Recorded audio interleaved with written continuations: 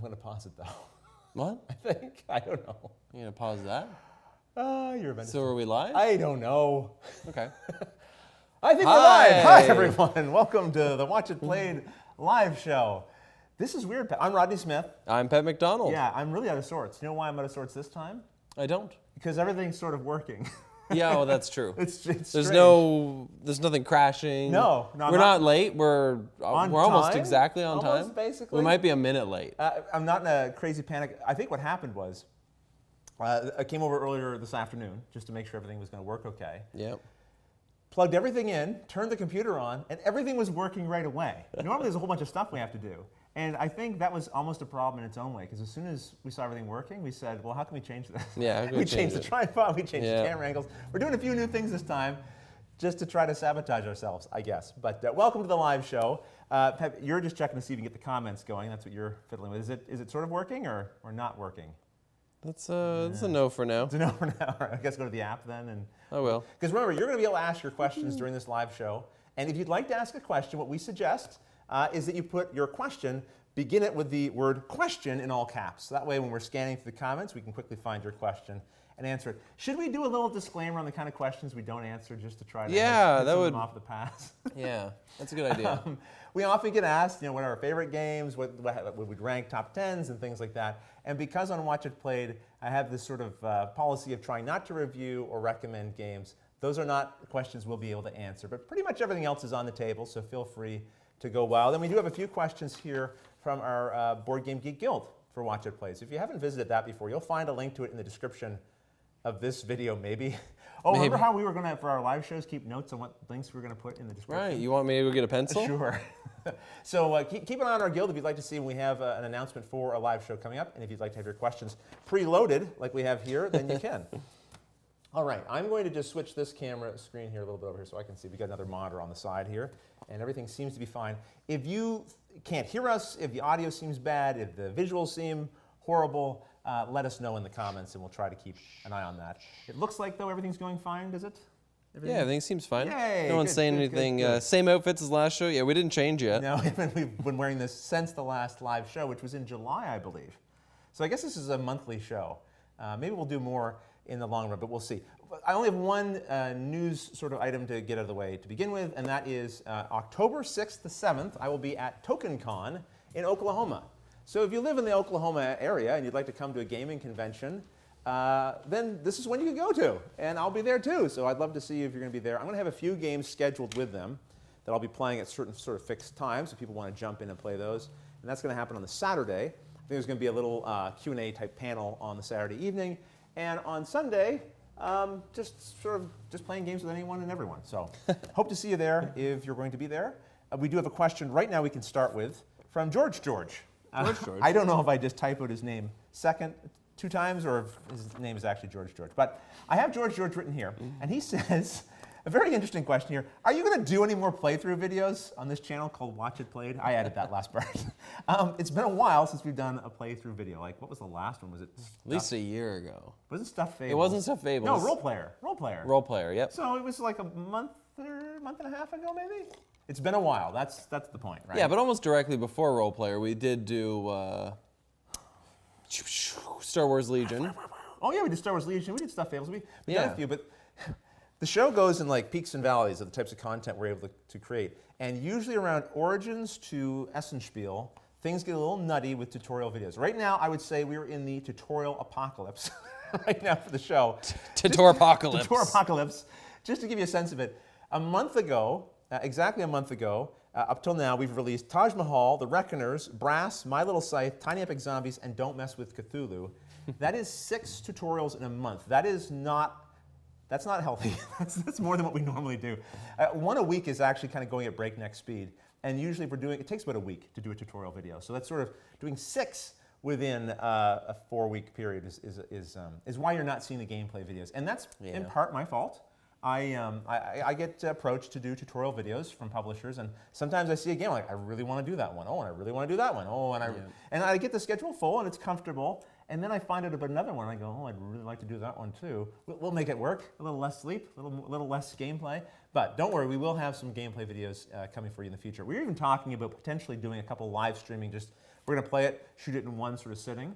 But be very familiar with the game, be very familiar with the rules, and have the camera set up so you can really follow along nicely. Maybe I think we talked about maybe doing the Reckoners. The Reckoners! I was waiting for it. You wanted to say it that way. Yeah, I knew. So, well, glad you got that out of your system, and I'm sure you'll do it again for the live show. And that's something, maybe once we get a little breathing space in amongst these tutorials, just try to sit down in an afternoon and play it and stream it for you live. The last time we did a full streaming playthrough like that, well, it was probably our speed round of 5 tribes, but the first time I ever did it was on Twitch with Zombicide. It was actually really fun. I think people seem to have a good time. I really enjoyed doing it. You weren't around back then, but having you there to do it make it even better. So Wasn't even born yet. you were well. I don't know. I don't know if that's true. George has another question. Oh, that's why he's called George. He's got 2 questions. Yeah. When will you do the gaming marathon? Boy, people are really keeping us on our heels here. You're absolutely right. This is the long overdue gaming marathon. I said in the last live show, we're getting really close now because we've got the cameras working. Now we've got cameras that show all the different angles. They're high quality. Hopefully you're finding it's a good viewing experience right now. So we're close, but we're still in the tutorial apocalypse. So, or tutorial apocalypse? Titor Apocalypse. I don't know. Titor Whatever we're in. Tip-Topalopolis. It's keeping us from doing the gaming marathon, but it has not been forgotten. It will be done. I swear it will be done. Just like when I said I would do seasons, it took us a couple of years, but it happened, right? Yeah, it's some gentle nudging. Some gentle nudging. Yes, okay, so listen, I got another question here, and maybe then we'll go to some questions in the comments. Yeah, I got some lined up All already. right, awesome, yeah. Good. Well, Vincent Vinola, who commonly gives us questions on the BGG page, said, between scripting, filming, editing, and every other Watch It Played related task, do you guys take time to keep in shape? I remember you guys talking about this a long time ago, but any updates? Well, yes. No, I mean, traditionally, no. But actually, as of 2 weeks ago, I started running again. And I haven't done that in a long, long while. I saw you running the other Yesterday, day. I was out playing Pokemon Go, and I saw you running. And you're like, hey, and I'm like, oh, hey. It's a small town, is what we're saying. We live in a very small town. The first few runs were miserable, horrible. But I've been doing it pretty much every day, sometimes a day off here and there. But it's feeling good. I need to carve out a little time in my day to do something kind of healthy. That's the big trick. Whether it's Watch It Played or whatever you do, it's people never seem to find time. Yeah, there's and always the thing something is, like, else, right? just make time. If Yeah. you don't have time, make time. Wake up early. Do it early in the morning. If you need to go for a run at midnight, go for a run at midnight. You know. A lot of times, yeah, people will say, like, I don't have time for it. And I don't want to counter that too strongly, but I mean, generally it's what you put priority on is really Yeah, what it is. yeah. You have time for stuff, it's just what you prioritize, you know, to the top of that pile. And I often don't prioritize exercise to the top, so. And if you have something you can Also, do running while sucks. running, yeah, running sucks. Yeah. But yeah, continue. Yeah, if you have something else you can do while running, like listening to podcasts or something that you maybe would do while relaxing normally, Yes. you know, just Then do that while you're running. doubling down, that's right. Yeah. That's right. That's to my answer to the question, Yes. of course, is I have been getting into a particular shape while working on Watch It Played, and that shape is round. I gained quite a bit of weight over the last year. I hear you. When I started Watch It Played, I was the leanest, meanest I've ever been I in my remember that, lifetime. yeah. And that changed very quickly, yeah. A lot of Yeah. sitting, a lot of sitting. Yeah, I've been doing good the last couple weeks. I got back into playing Pokemon Go about a month ago, Which and get so heads you're moving all the time. yeah, I did. I walked like 20 kilometers some Yeah, days. yeah. It gets ridiculous, but All that stuff, and a little bit. You don't see the change right away, but it does make a difference. I Yeah. want to live a long life if possible, right? So I have to pay a little bit of attention to my well, I think health. that's the most important part too. Is I remember a friend of mine actually said something like, "You gained a lot of weight. I think you look really good." And I said, "Listen, regardless of what I look like, I don't feel good. It's not when I look in a mirror I don't feel good. It's that." Like I breathe heavier than I normally do. I get Right. tired faster. I Right. just don't feel good physically. Yeah. And so that's what's important for me. And I think that's what should be important for everyone is Right. if you don't feel good physically, Yeah. like that's when I think you need to start thinking about it. Good if you point. feel comfortable, like it doesn't really matter what your Yes. weight is. Like healthy weight varies based on the person. So Yeah, not to mention we all have different physiological things going on inside of our bodies and Yeah. chemicals and all the rest of it. But you're right. for some people, if they walked or ran as much as like you or I did even, Yeah, it'd be bad for them. it'd be bad for them. They'd whittle away It's to almost bad for nothing. me. Yeah. But it's getting better. Every time I go out, it's getting a little easier each time. So if you're thinking about getting out there and running or exercising, whatever, and it seems like a slog, it is a slog. but it does get better, I would say. Try playing Pokemon Go. It'll help. And Pokemon Go and befriend. We did put your friend code in the last live I won't do show, it this so time. it's I won't just- do if it you want to this find him, last live show, you can find his friend code. Okay, so I've got other questions here, but let's go to the live audience here. Jackie Fox wants to know, what do we think is the next big trend in gaming? Jackie Fox is on the sheet, too.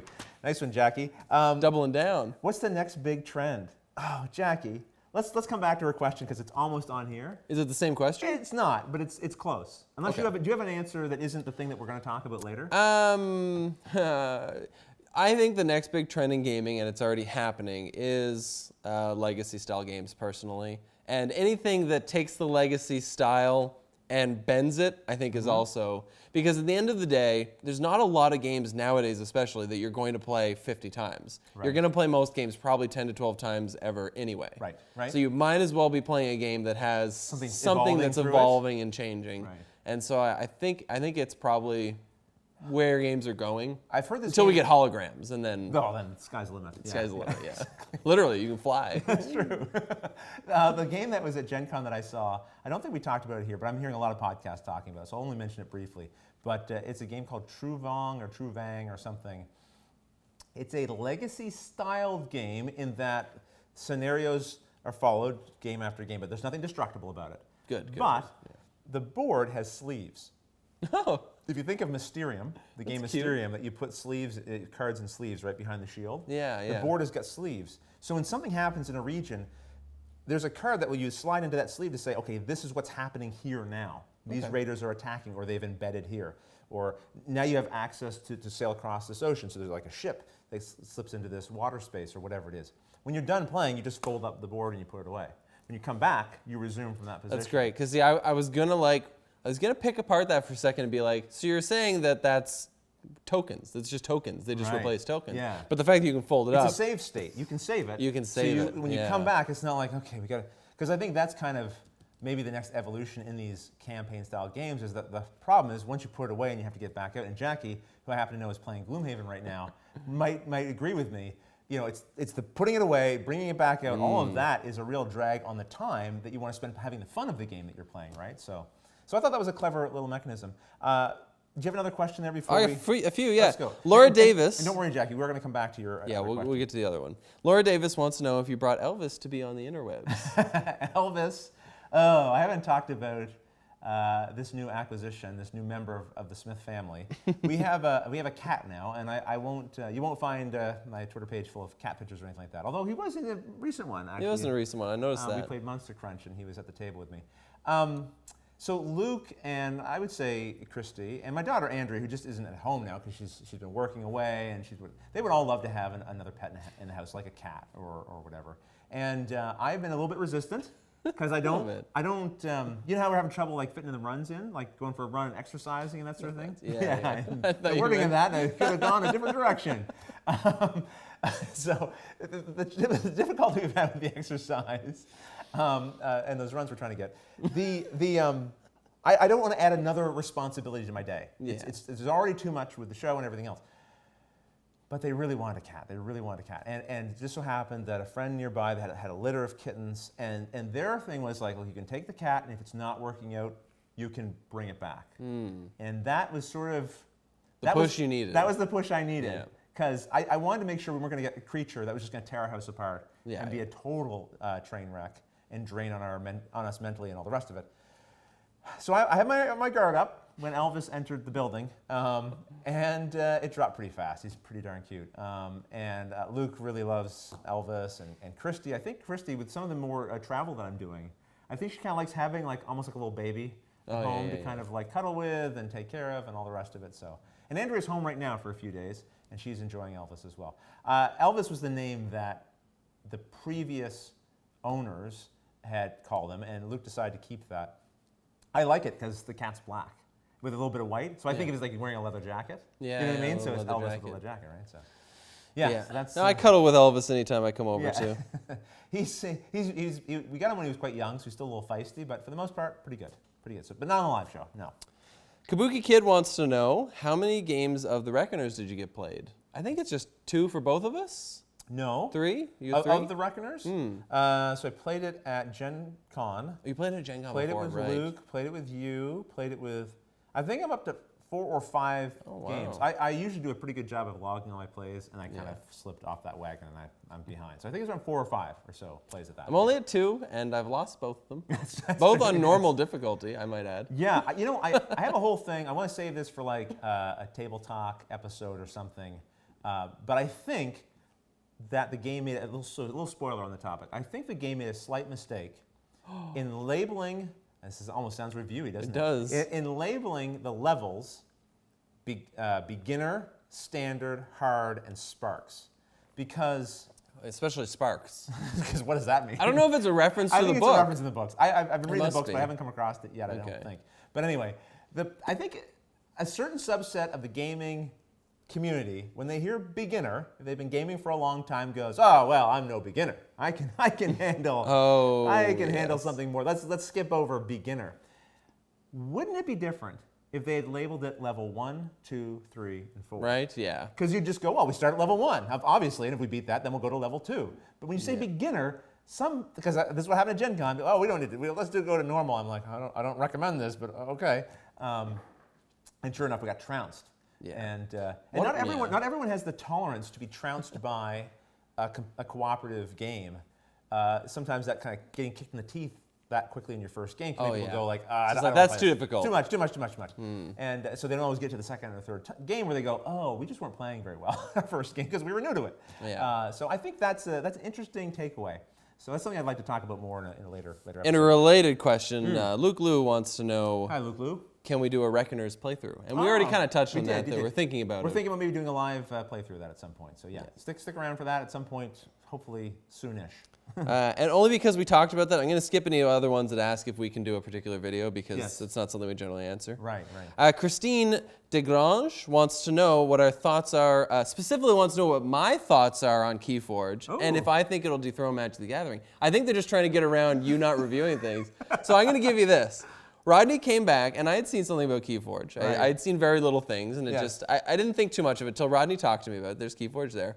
And he talked to me about it, and he explained it to me. And as soon as he explained it to me, I think he was ready. He had heard all these other naysayers, and so he was ready for exactly what I was going to say, like, well, that doesn't sound like a trading card game, or it doesn't sound like that. And it's like, well, that's because it's not. And so I think my thoughts on it are basically that, is that I don't fully know what to think because the game isn't what it sounds like. Yeah. It is exactly what they're advertising it as, but when you give me a deck of cards, I'm like, okay, I'm sitting down to play Magic the Gathering. Right, your brain just snaps there, right? This is not Magic the Gathering in any way, shape, or form. Right. This is closer to sitting down and playing something like, I don't know, Seasons. Like, it's closer to sitting down and playing a game that's not a card game. Right. Because it is a card game, but no part of it is customizable. There's games where each player has a deck that aren't.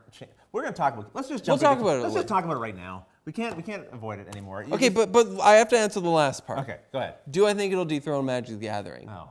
Absolutely not. I think that the question of will anything ever dethrone Magic the Gathering, especially as a card game, is probably pretty slim. Yeah, do I think something could dethrone Magic the Gathering? Certainly. And But if you're going to ask me, I'm always going to bet with Magic because it survived everything. That's just betting the odds, right? I'm not going for the odds. And plus, again, this is not Magic the Gathering. It is not going to dethrone Magic the Gathering because it's not even similar. Is it something, though, that could fill that space for somebody? Maybe. In terms of playing a card game? Maybe. Yeah. That's something you guys can kind of decide for yourself. It's a bit more fair. Actually, a good question is, could this be better than going to a Magic the Gathering draft?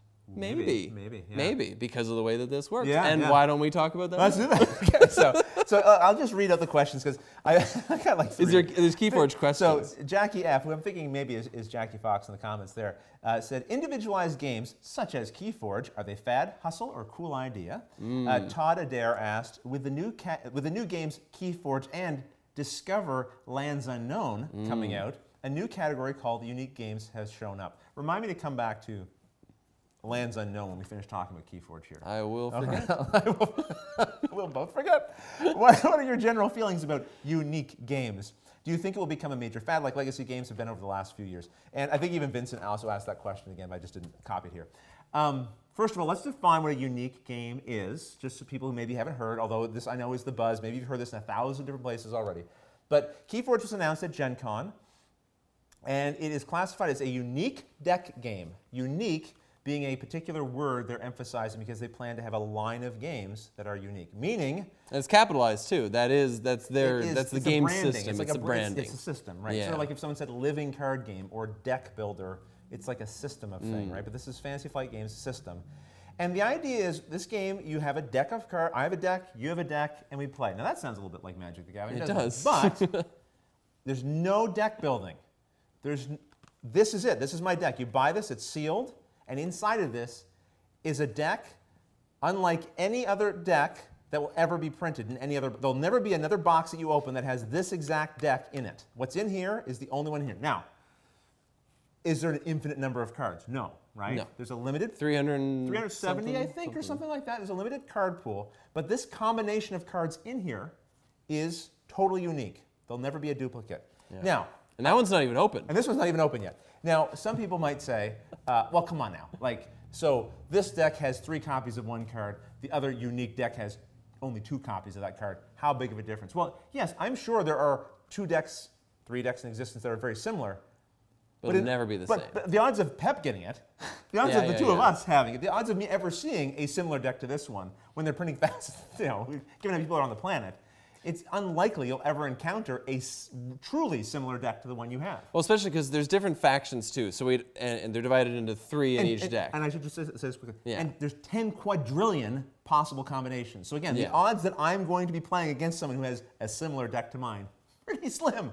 Anyway, you were starting to say. Sorry. Yeah. So they are separated too into the different tribes or factions. There's shoot, I should be more informed here. There's 9 different factions, I believe. Yeah, so we would have to get a deck that has the exact same 3 factions, and then on top of that, each deck only has 3 factions in it. Yeah, and then on top of that, our decks would have to have the same essentially cards, combination, right? Which is, that's pretty astronomical. Unlikely. So every time you sit down, and again, you're like, well, Rodney, what's going to stop me from taking some cards from Pep's deck and some cards from your deck and putting it in my deck?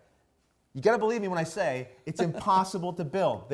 So here, let's just go to the table. Let's just go to the table and okay, show. so here's a sort of a quasi game, sort of in action here. Over on this side here is my deck and my play area, and over here is Pep's. This is my deck, and you'll notice this is the back of my deck. Here's the back of Pep's deck. They're different. They're different. The whole deck, all the cards in there are the same in mine. I can't mix these together. Yeah. This image here is procedurally generated. There will never be another deck that has this image on the back. Not to mention that it has a totally unique name printed here that will never be on another deck. This one is Elder L Digifinder. And I am Slaughter, the Druid of Dust. So there's no way for us to combine them. Aha, you say. I'm going to use deck sleeves. I'm going to use deck sleeves, and I'm going to mask them. You won't know. Well, on the other side of the card is also down here the name Elder L Digifinder. So again, anyone can cheat. The clever people will always find ways to cheat. You don't always cheat. You can just print your own decks if you really want to. But these are printed with the intention you're not to deck build, and you can't deck build. You can't deck in build. this game. This deck is your deck. No one else will know what's in this deck until they play against you, basically. And so apparently when you go to tournaments and things like that, they would scan the decks too. Let's go back to the table here quickly. That's a good point you bring up here. Everyone has sort of one card in particular that's kind of like their key card. And this one here, you'll notice it's got a whole list. This will always be in a deck. We'll have an exact listing of what's in your deck and a QR code. So when you go to a tournament, now we don't know exactly how this is going to work, but this QR code probably will be scanned, and it'll be like, okay, this deck is at this event playing this game against somebody else, or whatever, right? And there's different rarities to the cards. You see there's numbers here based on their levels. And like we said, there are 3 different factions in each deck, and so I have one faction here, there's another second faction, there's the third faction's cards there as well.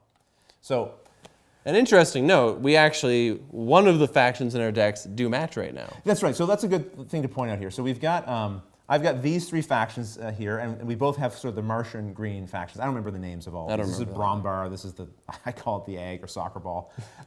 So we have some overlap, but again, even within the decks, we won't necessarily have the same cards from those factions, and certainly not necessarily in the same combination. So anyway, totally unique. That's what they're referring to this as a system, is that every deck is totally unique. And nothing in here is, I don't know if you can bring it up close, nothing in here is labeled in any way. I don't know what factions are in here. I don't know any of the cards, nothing. Right. No, I wasn't even on the screen. That's okay. It's totally blind. You don't know what factions are in, like you said, or what cards are in there. It is a blind buy in that sense. Something to point out too, the cost, price point. $10, I believe, is the MSRP, although I believe I've seen some pre-orders already for like $8. That's American, mind you. There'll be a starter set that comes with 2 totally unique decks inside, just like you can buy separately, as well as 2 starter decks, which are always going to be the same in every starter box. They're meant to be teaching decks.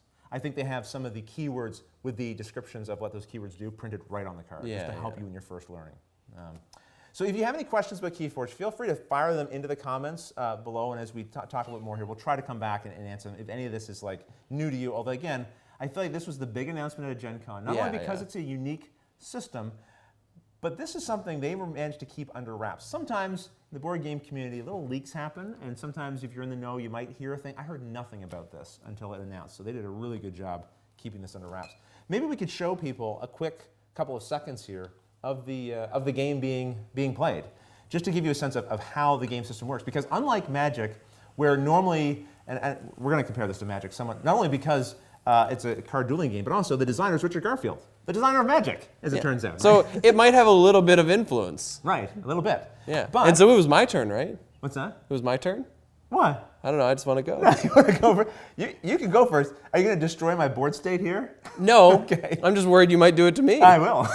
No, you can go first, Pep. That's fine. Okay. So we each have, you're going to have 6 cards as a normal hand size that you would have. So I've got 6 cards here. So does Pep. Now here's the key. On your turn, you have to pick one of your factions to play. I'll just show them an example of my hand. In here, now you've got the Ag Soccer Ball faction, you've got the Brawn Bars, you have none of the Martians right now. Right. But you do have some Martians on the table, so you can pull that away for a second. You've got a Martian you've already played. There's a creature. So there's creatures in the game. There's artifacts, which he has on this row. He's got an upgrade attached to this creature.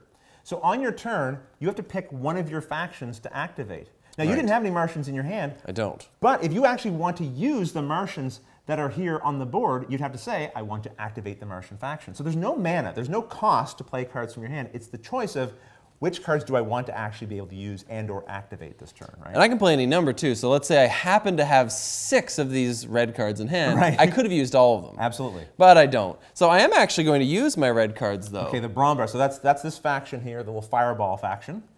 And so one at a time, he will play the cards from his hand that he wants to play. All right, so you ready for this? No, I'm not. All right. So first, I'm going to loot the bodies. Okay, so let's take a look at loot the bodies. What does this do? For the remainder of the turn, and it's just a play effect, so I just play it and get its effect. For the remainder of the turn, I'm going to gain a crystal gem? Ember. Ember. Okay, so in the game, let's just go back to the headshot here for a second. So in the game, we didn't explain the objective very well here. The objective, unlike Magic, is not to reduce your life force to 0 or something like that. No. We don't have health. The idea is you're trying to forge 3 keys. KeyForge. Aha, that's it. Oh, that's what it meant. Okay, That's- so you're trying to forge 3 keys. To forge a key, you need to start your turn with 6 amber. It's spelled Amber? It's spelled A-E. Oh, like M-B. Aether. Yeah, Aether and yeah, amber yeah. mixed together. Amber. I know we don't review. I hate that. I hate that. Don't come up with some weird, hard to say term. Just call it amber, not amber. Or Aether. Or Aether. Or, even that one's kind of Or tricky. Ether. I think it's actually pronounced Ether. Anyway. Or Aether? Sorry. I actually don't know. But I'm not a big fan of the amber. Amber. Amber. It's amber, okay? You're collecting little amber gems. We're going to call them gems, all right? You're going to collect your gems. You need 6. If you start with 6 gems at the beginning of your turn, you immediately convert that into a key. You forge a key. So you win the game as soon as you have 3 keys forged, right? Right. Right. So, And so we go back to the table. collecting ember is a good thing to do, and that's what you're trying to do here. So can you remind me again what this effect was, because I got distracted by my rant. Sorry. So for the remainder of the turn, Yes. I gain 1 amber every time I destroy one of your creatures. Oh, okay. Well, that's And that's of not so nice. note, we actually do start with a little. I actually, well, we've been playing a little bit Yes, here, yes. and so I actually have a little bit of amber built up. Yeah. So again, if you bought the starter set, which we don't have, you'd have damage tokens and everything else. But you don't technically need any of that. You can just buy a deck and start playing. We're just replacing those things with. So I have 1 amber. Yeah. You've got 3. These are our keys to forge. When we forge them, we'll place them on our player card here. And we're not going to play a full game here. We'll just play a couple of turns just to show you a sort of a sense of how this works. Okay. So you've played this action. It gets discarded. What's next? I'm going to play another one. Oh, okay. So what do we got here? The same card. Oh, wait a second. So loot the box. So again, you can have multiple. I think at most up to 3 cards can be in a deck. I think a duplicate. I thought it was 2, but it might be 3. It might be 3. I'm not I think sure. you know slightly more. And before you leave the screen, I'm going to play another card. And you're going to like this one. I don't think I am. What's this one say? For the remainder of the turn, each friendly creature may fight. Now this is important because normally, like you said, I could not use these green creatures here. Right. Because I'd have to activate green. Because you're going with Bromber. I'm going with Bromber. But with this ability, now all of your creatures can attack. All of my creatures can attack, yeah. Or they don't just attack, they do other things too. So. Yeah, but this specifically is going to make them fight. Fight, okay. Yeah. Okay. Normally they would have other options, but I'm going to have to fight here. Are you playing anything else from your hand? No, because the rest of my cards. Can I just say, I spoilers really for wish Rodney. I had gone first. Okay, so all right. So what are you going to do now? I'm going to attack. Right. So creatures on the table can do one of two things. They can either fight or they can reap. If you reap, you just gain Ember. Yep. Okay, so let's say you had 5 creatures out here. You could just say, I'm going to have all 5 of them reap. And then you just gain 5 Ember towards your 6 that you need, right? Yep. Or you could have some of them fight, some of them reap, and so on. So what's going to happen here? They're all going to fight? Yes, they are. Okay. So let's do these one at a time. Walk me through it here, Pep. If you don't remember the card effects, go ahead and feel free to read them out loud here. Well, I actually don't have. This guy doesn't have a attacking effect. He has a reap effect, which we can ignore for now. Right. Yeah. But I am going to attack with him. So they'll exhaust when they attack. So he's going to attack for 3. This is the strength that it has here. It's also its health. I do feel bad because I will be destroying some of your stuff, I think. That's fine. I don't care. I'll attack this guy, the Dust Imp. It looks like you get a benefit, actually. I do get it. So this is the Dust Imp. So when you attack, you just say who you're targeting, and then we compare strength. And they hit each other, right? So I'm hitting back for 2. You're hitting for 3. My 2 will go as damage on that creature. Bing. Okay, so if I can do 1 more damage to it, it'll be defeated, but you did destroy mine. Now over here we have a little shield. If there was a value in here, that would count as armor, and it would be negating the attack strength that you had. Yep. But this is going to destroy it. I have a destroyed effect. It says gain 2 Ember. All right. So there we go. That's not so bad. That's not so bad. And this will go into my discard pile. But I also am going to gain 2 Ember. Why? Because of those cards that I had played. Every time you destroy, right. Of course. So I gain 2 there. All right. Bing. Beautiful. All right. What else you got here? I've got another character to attack with, and unfortunately, this one's been pumped up a little bit. So he's normally only a 2, but I gave him +5 power with Blood of Titans. So that's an upgrade you can attach to a creature, right? Yep. And he also has an ability, I can ready a non-agent Mars creature, which would be this character. A non-agent? He's not an agent. I don't believe so. He's a scientist, so I can so technically ready him. When you exhaust him to attack, I can ready that he'll other ready. one. Yeah. So I think you could just attack with him again. Yeah, I didn't realize it was going to be so good. Wow, okay, so what's this? Feel bad now. Now this attack, who's he going to target? So this guy is going to target this one. You've got one that actually has 3 power, but I have an interesting ability here. If you actually want to zoom in there, Sure, I have Elusive. And so Elusive means that the first time I'm attacked each turn, no damage is dealt. Oh, that's only when attacked, Rodney. Yes, attacked, right. Oh, no. Okay. I thought that was the other way.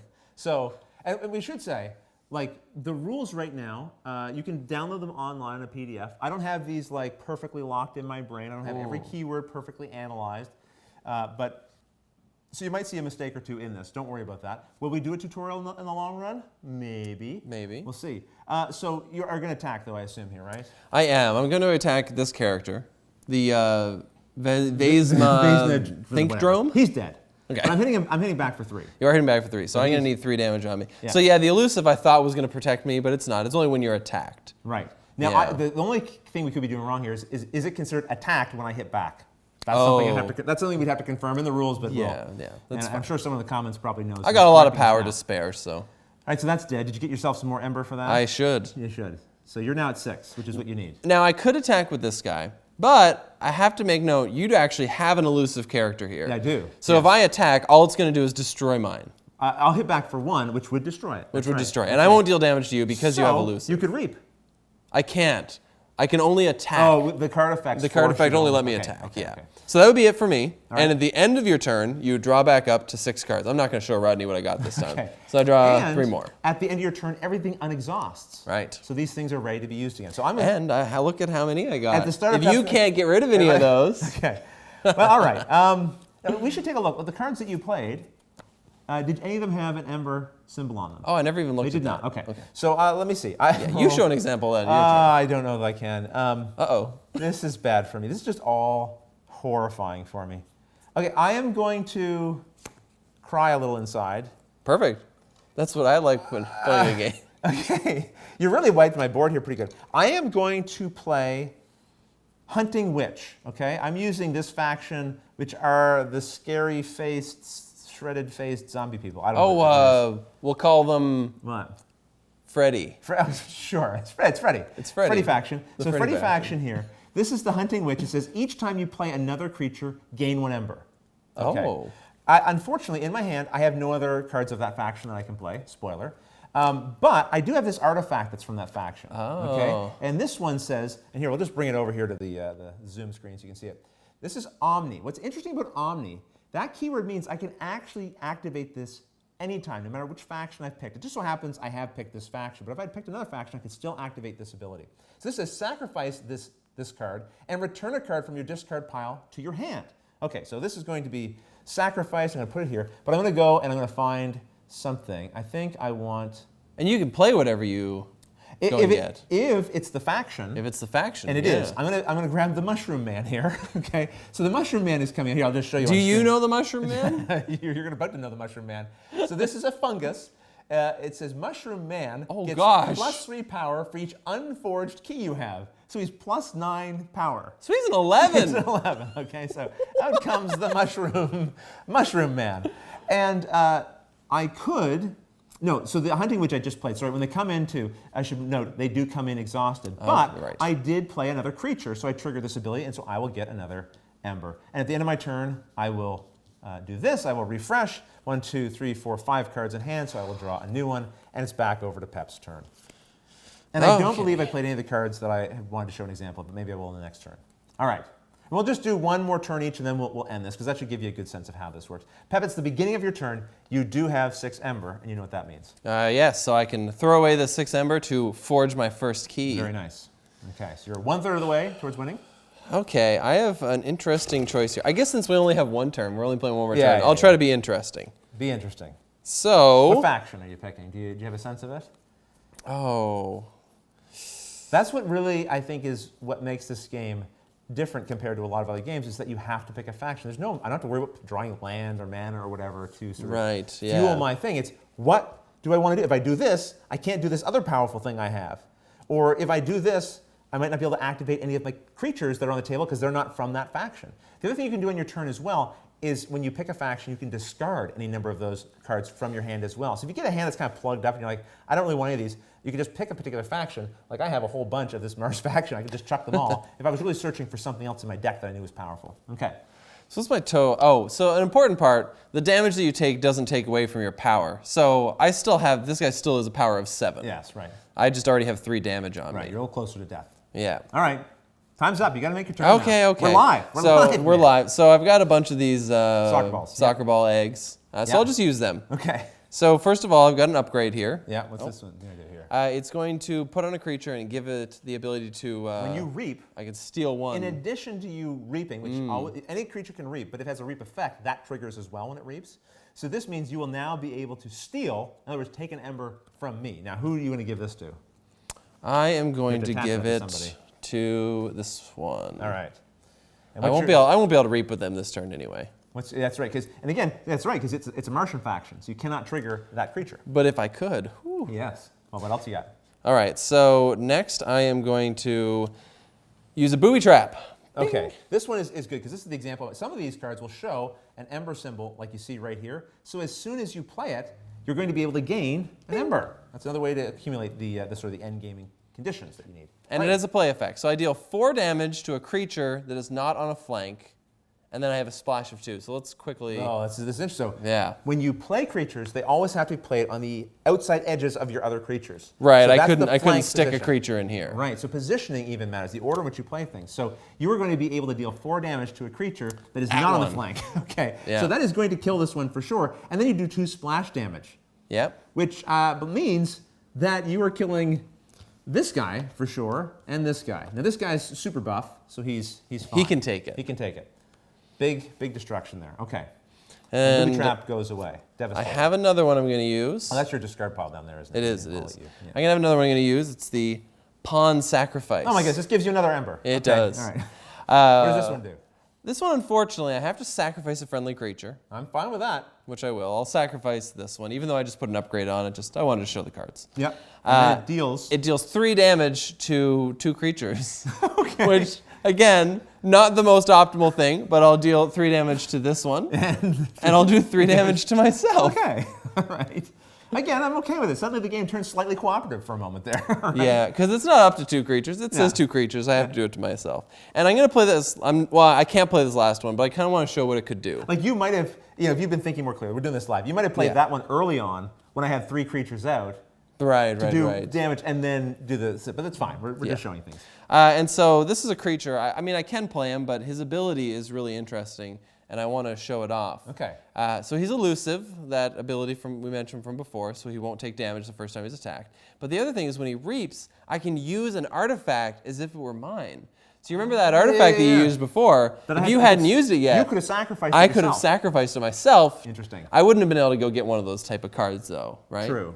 Oh no! It just was it anything you could get, or did it have to be one of those faction? From your discard pile. It was anything. I could have went and got something. There you go. So yeah. So that is a creature. So it's a creature. So it still comes out stays exhausted. It comes out exhausted. Right. Okay. And that's the end of your turn. That's the end of my turn. So a little bit of a building turn. Well, a little bit of destroying and building, but you got your. Can we go once more? No, we're done. We're done. I will try to have so many more alien cards. Though. Yeah. So I have a lot of them too. I'm just going to play these very quickly. I'm not going to pay attention to what they are, just to save us time here, but just to also show you. So I'm going to do the Martian faction here, and let's see here. I'm going to do this one. This one's kind of. Let's see. I'll do this one here. So this one here is the. Vesma Think Drone. He comes in, he said, reap effect is you may archive a friendly creature or artifact from play. So what is archiving? Archiving is a separate pile of cards that you collect. It's not a discard pile, but everything that goes into your archive. At any point, at the start of one of your next turns, you can reclaim things from your archive. Now remember, your hand size, you redraw to 6. But now suddenly at the start of my turn, maybe I've been socking away Martian cards into my archive over and over again. I might draw like 6 Martians. Now I'm going to go, I'm activating Martians this turn, and I can have this huge, big turn. Here's 9 cards. Here we go. Big hit. Okay, so that one's coming into play. What else do I have here? Oh, it comes in exhausted, don't forget. I say don't forget to myself. You have a lot of Martian cards. I do have a lot of Martian cards. I'm going to play the Ether Spider. This is one of my favorites here. Ether Spider says, it deals no damage when fighting. So it's big, it can survive a lot, but it will not hit back. However, each ember that would be added to your opponent's pool is instead captured by me. Wow. So that's kind of interesting. Every time if I had this out already, every time you're gaining ember, it would be going on top of this card here. And it's captured, so it doesn't go into my pool, it goes on top of the spider. Which means if you defeated the spider, then you'd be able to kill it. So we'll just take this off, because But it would go on there if we gained any. Exactly right. So what else do I have here? Well, this is kind of interesting. I have a card here I can play that says Squawker. It shows I would gain an ember, so I'll just add this off screen. I got an ember. And when I play, I can ready a Mars creature or stun a non-Mars creature. Oh. So stunning allows you, instead of exhausting a card, it turns it upside down. And so the only thing you can do with that stunned creature is when you take an action with it, just right side up again. And it can't block. Or it's exhausted. Or it just can't do anything that turn except sort of come back to life to be used later. So I'm going to use that to ready my, my creature here that I just brought in, so that maybe this turn I can do something with it, for example. So then this gets discarded. And do I have anything else here I want to play? Oh, this is interesting. So actually, because I'm doing this out of order, I would have played this one first. This one says, the next creature or artifact you play this turn enters play ready. So I could have played this before the spider, and that way it would have came in ready as well. Right. And then I have one last here. Oh, this is a fun one. So this one says, stun each non-Mars creature, gain 2 chains. So it would stun all of your creatures that are non-Mars. Now you have one that's Mars, so it wouldn't do this. It would stun this one. Now the interesting thing about this card is it says gain 2 chains. Now people might be wondering, how in this game do you balance things? What if I get a deck that's just super good and you get a deck that isn't as good as mine, right? So there's this thing called chains. If you have this star set again, you'll have a little card that tracks this for you. But the more chains you have, the fewer cards you draw back up to at the end of your turn. So instead of drawing back up to 6, I might only draw back up to 5. Get too many chains, I might draw back up to 4. So when you're playing against someone who's winning all the time, over and over and over and over again, there's like a handicapping system where he would start with more chains to sort of bring parity between our 2 decks. Right, and more of that's going to be explained. Like I imagine in a tournament setting, you saw how we had those scan codes, right? Yep. That were on here. And these scan codes, I wouldn't be surprised if you're playing tournaments and it's being tracked how many times this deck is winning, you might enter a tournament and automatically have a couple chains that you have to start with, right, to help balance things out. I think I have a way to track those. You keep talking. Okay, I think I know what you're going to do. All right, so I could play this if I want. I'm not going to play this one, though, because it doesn't really benefit me in any way. And then just to wrap things up quickly, because I can still activate these characters here, I'm going to use them to reap. So this guy here, the Ether Spider, is going to reap, which is going to give me another Ember. And I'm also going to have this one reap. Although I could, again, instead of reaping, I could attack with them. And I'm going to reap with this one, and it's going to give me another Ember. And remember, I had a reap ability that said I could archive a friendly creature or artifact from play. So I could even like archive this Ether Spider. I could even potentially archive this, I believe, because it doesn't say other. So I could just archive that one. Archive the same one. There you go. So I'm now at the position where at the start of my next turn, I might be able to forge a key, assuming Pep doesn't do something to remove them. Unless I had any way to steal, which I do. All right. Well, that's the end of our somewhat extensive tutorial of KeyForge. There's your chains. Okay. I think you've had these out for a couple of our playthrough episodes. So I now have 2 chains. You have 2 chains. I have 2 chains. Well, wait. But at the end of your turn, or at the start of the next turn, is when you remove a chain. That's a good point. So the other thing about chains is every turn, I believe, one will remove. So it's a temporary binding that you have, right? So when you go to that tournament and you start with like 6 chains, every turn you're dropping back down. As long as you're not playing cards that would also add chains. So there you go. That is there's a taste of KeyForge for you. So one thing I'll just say quickly about this: if one of the things that turns you off about deck building games is the deck building portion of it. Yeah. Like sitting there and staring at all the cards you get, which one should I buy, which one should I put in the deck? This removes that entirely. It's so strange and it's so different. Like there's not, like I don't know what the meta would be in a game like this. Yeah. Because even if there is a meta, let's say there is, these cards seem very powerful. You can't just go out and buy them and stick them in your deck. You know what I mean? Yeah, exactly. That's not an option. Exactly. I don't know what the secondary market would be in this game. It would have to be buying entire decks. Oh, this deck won a whole bunch of tournaments. Maybe I'm going to go buy that deck from somebody. I don't know. Should be a little weird. It'd be a little weird. I'm sure there'll be a secondary market. But the thing is, you talked earlier about drafts. Right. Why don't you mention that? Because I think that's something that's kind of like, what's a way in which you could play this as a draft? Oh yeah, just I go in and I buy one of these. I buy one. We just sit down. Yeah. And no one knows their own deck yet, and you're just playing it and experiencing a full game. It's not even like a half a deck or something. It's a full deck. It's a full deck. And if you really like it, I mean, I guess it's not a draft at that point. You drafted the deck that you're going to get, right? Yeah. And then as you're playing, you're learning as you play how your deck works and performs. And it's not entirely random how the cards are put in here. There is an algorithm at play that says if this certain card is in the deck, there'll be some other copy of this other card in there as well, most likely, because they have synergies together. Yeah. So the idea is that your deck does something.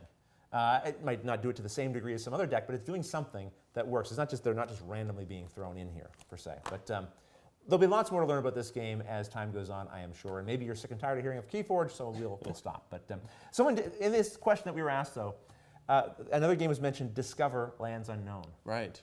So when they announced KeyForge and they branded it as this unique game system, there was a part of my brain, I think you even kind of said it too, it's kind of like, what does this mean? You're creating a whole new system and you've got one game for it? Like, Yeah. what if this just dies on the vine? Like, why would you create a whole system? No, they just announced Q4 this year, another game is coming out in the unique game system, but it's a board game. It's a board game. When you buy this board game, the contents of the board game are going to be totally different than what anyone else would have anywhere else on the planet. Yeah, and it's not like a legacy game where your game will end up different than other people. It starts different. It starts different. Everything is different, including the main characters. Like the heroes that you get in playing the game aren't going to be necessarily the same as the other person's And again, heroes. like KeyForge, Joe Bob in my game might be in your game, but the exact combination of characters will be different. Yeah. So the characters will be different. It's a survival game, so the environment that you're playing in, I might be playing in the forest, you're playing in the mountains in your copy of the game. Yeah. The tools and equipment, the enemies, that mixture of things will be different. There'll be some common pieces and components, but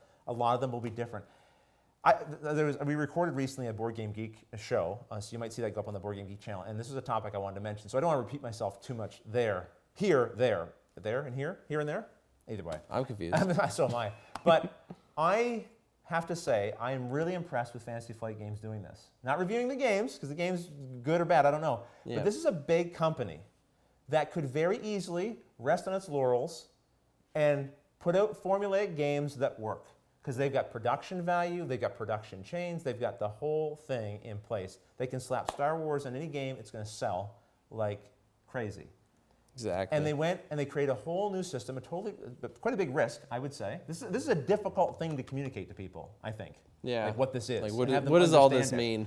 And then before they proved that this system worked, they were like, we are committed to this idea. We think we've got something here. And they went and created a whole board game around it. So I think they've really committed to it, good or bad. I like to see that the growth of the hobby, even amongst these larger companies, doesn't mean it's stagnating. It doesn't mean everyone's just playing safe. This is a risky thing for them to do. It is. This could bomb. It could bomb. And so could the board game bomb. But they committed to it, and I'm very keen to see how it's received. So the question, how will it be received? Will this be a fad or not? I don't know. That's going to be up to you guys, honestly. Like, people are going to have to say, is this something I want to engage in? I think this has a lot of promise. I really do. Yeah, I think so too. The one part that I think if I have to have a gripe about this is probably just, I think I mentioned this to you before, is I don't know how to review something like this. Because good thing we don't. I know. We don't review, but for people who do review, I don't fully understand, because at the end of the day, like, if I open this deck and I look at my cards and I play and I say, this game's horrible. Everything I do is pointless. Right. This doesn't work, this doesn't work, this doesn't work. It's like, okay, but your deck does. Right. So if your game is perfect, and this is fine with a card game, because whatever, you spend $10, you buy another deck, you find a better deck. But a board game, if I play my copy of the game and I absolutely hate it, and then I go online and have everyone tell me it's great, I don't know what to do. Do I buy another copy of the same game and play it again to hope I have a better experience? Like, I don't know what to do. This is another topic. I have like another table talk topic in my brain right around this whole thing. So spoiler again, this is gonna be like kind of dipping a toe into this as well. But if you buy Scythe and I buy Scythe, you might hate it, and I might love it. True. And it's the exact same game. It is the same game. So, and even if you and I sit at the same table and play the game, you might like it, and I might not like it. Like, it's just a weird space to be in, but it's so hard to control that, because even the people who are sitting at the table can influence one's enjoyment of the game, let alone the components inside of it. It's so hard to kind of create a baseline, objective analysis of such a subjective experience, right? Yeah. But there'll be that extra factor in your brain. I think your point still stands, though. It's like, am I not liking this because the game is not one I would like, or am I not liking it because this mix of components wasn't creating the kind of experience? Yeah, exactly. Like, do I buy multiple copies of this, let's just say $60 board game? Right.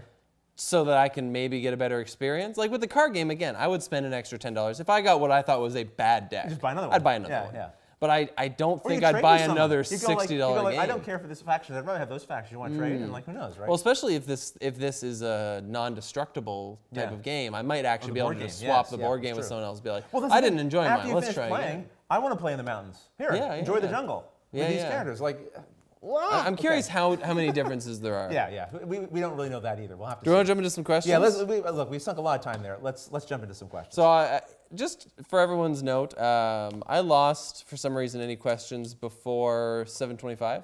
So if you had any earlier questions, just feel free to ask them again. Yes. I'm not skipping you on purpose. Or is he? Or am I? All right. Oh, of course, people. And how are we doing for time here, by the way? We're coming up on an hour, so we got about half an hour left, which is good. We have one other game to play with you guys, but we want to answer a bunch of questions. So if you have them, feel free to fire away. It keeps sounding, Kabuki Kid says it keeps sounding like we're saying Ember instead of Amber. Yeah, it's A. Anyway. It's even when it's that combination of A and E that when it's printed on a paper, like the A, Amber. The E is attached to the A. Do you know what I mean? Like the branches of the E are coming off the. Yeah, and I don't know what to do either, because I said Aether or Ether. It's funny, I've played Magic the Gathering for 10 years, and I don't know how to say Aether. Or Ether, whichever one it is. I think it's Aether. You don't either? Either. I don't think you're saying either of them right. Ryan Ballinger wants to know. Hi, Ryan. Not sure if you've gone over this, but since partnering with BGG, has the game selection process changed at all for what games become selected for explanations or gameplay? Interesting question. I think that's a really good question. That's a really good question, and we have. I'll just sort of pair that with Mike Van de Castile, who asked a question: what's been the biggest change for you since you've joined forces with BGG? This is from our Board Game Guild. BoardGameGeek Guild, this is the question came from. How nice is it not to be running a campaign right now? So first of all, well, that's one of the biggest changes right off the gate, is we're not running a campaign this year. Normally at Gen Con, I'm in the middle of a fundraising campaign, and you guys every year have phenomenally supported the show. I made it possible to keep doing this, but it was nice, I have to say, to not have to run that campaign. So that's certainly a big beneficial benefit. I think we should say again, because it's been asked many, many times, Pep McDonald was a part of that, the arrangement with BoardGameGeek. People wonder. And I also like that we don't have to run a fundraiser. Yes, Pep also likes that. Okay, so the biggest change, I'll answer, sorry, Mike, and we'll get back to Ryan's here. The biggest change is the fundraiser, definitely. At conventions, it's a big change. I spent the entire Gen Con in the booth with BoardGameGeek, and I loved it. It was one of my best Gen Cons in a long while. I mean, I like Gen Con. Because everyone knew where you were. They could just find you. I knew where I was. And that's the part I loved. I knew where I was all the time. It was not like, oh gosh, sorry, whoever I'm talking to, I got to run. I got to go to this thing over here. I got to run to this booth, and then get to that booth and be like, I'm sorry, I got to run. I got to go to this thing. I was in one place pretty much the whole time, and I loved that. I wasn't sure at the beginning of it. I was like, am I gonna Am I stuck here? Am I chained to this table? I even said to people like, so far I'm enjoying it, but talk to me at the end of this. I might have a different opinion. Like, get me out of this booth. Everyone there at the BoardGameGeek team was super welcoming, super to work with. I got to do everything in the booth. I got to work production. I got to be a host. I got to work the cameras. I got to greet people, work the store. I did everything, and all of it was fine. It was good. The people were great. And yes, I was in one place. People could easily find me if they did want to come and see Rodney. So I really. That was a great change. And I'm also working on some other content kind of behind the scenes with BoardGameGeek about things that they want to push out. I'm also on their BoardGameGeek show. And yeah, those are sort of the key things. More things will change over time. We want to start bringing more people under the BoardGameGeek, Geek or Greek, whatever, umbrella to do more content as well. So we want to open up doors and create a platform for other people who are creating content to be able to get more of their content out there. So. That was that, and Ryan asked a question that I erased from my memory. Basically, has our game selection process changed? That was a great question. I think no. No, well, no. I think no. It's about the same. Part of the arrangement. Well, it's exactly the same. It's exactly the same because part of the arrangement I had with BoardGameGeek was I get final say on what games I feature. Right. Because that has been like the idea here with joining forces with BoardGameGeek is not that Watch It Played has sort of sold itself. Like Watch It Played is still an independent operation, but we have joined forces. We're working closely together. Anything I can do to support and prop up BoardGameGeek, I'm going to do. Anything I can do to support and prop up me, they're going to do. And we want to work together in that way. I think we have a sort of a shared vision for the hobby and content creation and so all that. But when it comes to the content that's being created on the channel, that we get final say on what games we're going to feature. So that has not changed. Publishers contact me directly. In fact, when publishers reach out to BoardGameGeek and maybe they want to get advertising space or they want to do other things business-wise with BoardGameGeek, there is a section in there related to Watch It Played, and that section says, go talk to Rodney, right? So it really, the whole arrangement, I couldn't have asked for a better situation, honestly. Yeah. So it doesn't, so I guess a technical answer then is it doesn't change what you would be doing, but it does give the publishers an extra nudge to say, right. Like BGG might say, hey, go talk to Rodney. Right. So maybe a few more publishers might approach you that maybe wouldn't have before. Yes, although we're in tutorial apocalypse. We're maxed. But also, like on BoardGameGeek, they've created a more prominent position for some of the content that I'm creating as well on the game pages, which is really nice to see. BoardGameGeek is doing nothing but being supportive of Watch It Played and what we're doing here. So it's been fantastic so far, and I presume it will be in the future. So we'll see. We're still in the middle of it, really. There's been comments, and I don't want you to panic. You might be able to fix this on the fly, but we might not need to. People have mentioned that the audio has been fluctuating, and I think I know what it is, and you might be able to fix it. No, I think what it is that we didn't change the audio on the table zoom because we just created the table zoom. So I think what's happening. Well, I don't know. It's still there. It looks fine. But I do remember or recall. Oh, yeah. I recall something like this happening during the last one. We figured it out at the end of the last show. I thought we corrected it, but maybe we didn't. Maybe. I thought it was just that the audio hadn't been fixed on the table zoom specifically because that's when it seemed people were mentioning it when we were going in and out of, because they said periodically we would get louder or quieter. And I thought it was based on the table zoom, but we'll figure it out later. Very sorry about that. We will look at it. Yeah. Thank you for bringing that to our attention, though. We always appreciate the little technical comments because we won't see it necessarily. Yeah, hopefully, I don't know how loud of a difference it was. Hopefully it's not. Hopefully right now things are good because this is where we'll be for most of it. Yeah, exactly. Oh, just 2 chains. And again, sorry for losing some of your questions there. Not a perfect system here. Yeah. At some point, we might actually have a third person kind of help us and sort of follow the. Actually, that'd be really cool. Perfect. We could even have someone who is in the comments collating the questions potentially. You know what I mean, and sending them to us in a separate thing. We got a volunteer that's at some true. Point. That would actually be really helpful. I'm going to skip one and come back to it just because I think this is a different question. Sure. So Amanda Panda wants to know, hi Amanda, what is your favorite drink, alcoholic or non? Okay, there is, oh shoot, this is terrible. There's You might know, Pep. It's at the Sobeys. That's at one of our grocery stores here in Canada. It's a tall can. It's got like a peace sign. And peace tea. Peace tea. And there's a lemon peace tea, and I love it. It's so good. Oh, I like the peach peace tea. Peach? Oh, that would be I like good the too, I'm peach. sure. But I have to say, this, I'm going to grab this. For the longest time, it was Lipton Brisk Iced Tea. I love Lipton Brisk Iced Tea, and it was very important to me that I said Lipton Brisk Iced Tea. I never wanted anyone to confuse it with other iced teas, so I had to say Lipton Brisk Iced Tea. But right now, it's actually this one. What is it called? It's fizz. Yes? It's an apple pop. Like it's carbonate. I'll pour you a little bit. I'd love for you to pour me a little bit. But it's let me finish. Can I? Yeah. Yeah, finish that. It's quite good though. I'll try to do it. Okay. You open this for me I'll if you answer could. my alcoholic drink of choice. Oh, you answer Why and am I I'll opening? open. I don't know. Okay. I have. Oh, we're answering alcoholic too. I don't know. I don't want to claim I made this drink because that's a bold claim. But I have not seen this combination in any search. So it is. It's about an ounce of whiskey, an ounce of maple liqueur, and ginger ale with ice. It's a very simple drink. But it's very pleasing and goes down easy, and it's very Canadian. You've made this for me before. Yeah, because I put Canada Dry ginger ale in there. I make sure it's Canadian whiskey, and it's a maple liqueur that the one that I get is from here in Prince Edward Island. So it's a super, super Canadian drink in that regard. Maybe this will be your new favorite after you take a swig of this. This is not alcoholic, though. This is not alcoholic. This is just fizzy. Alcohol for me. I do know my favorite. It's. Oh, that's really good. It's called Tequila Rose. Tequila Rose. It is. It's tequila.